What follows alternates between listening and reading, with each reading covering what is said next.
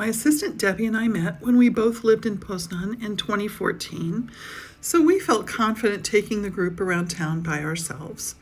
To give them a real feel for life in Poznan, when we got to the train station, we promptly put them on a tram for a ride to the hotel. We stayed at PURO Hotel, which has a lovely garden outside, and the hotel's very modern. Everything in the room is controlled by a tablet.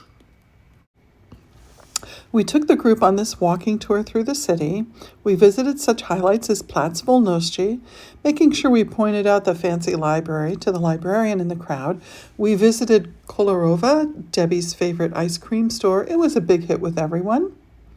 Then we walked on to the area surrounding the Imperial castle, Zamek, and pointed out the structures around there.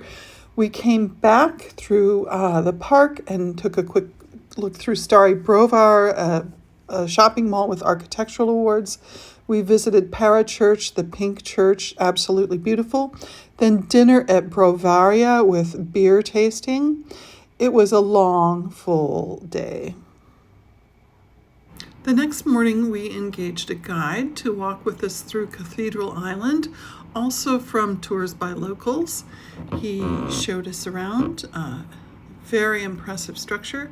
This is really where Poland began. We followed this by lunch at Zielona Weranda, one of my favorite places. Next, we visited the Rogale Museum.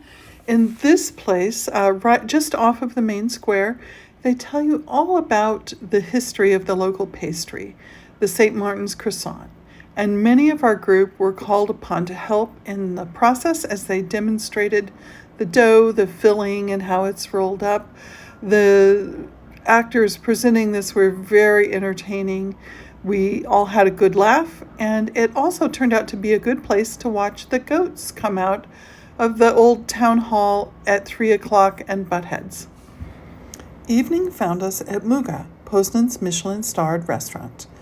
We had a 6-course tasting menu for our group of 18 with wine pairings, from the amuse-bouche to the mini courses, the main course, the dessert.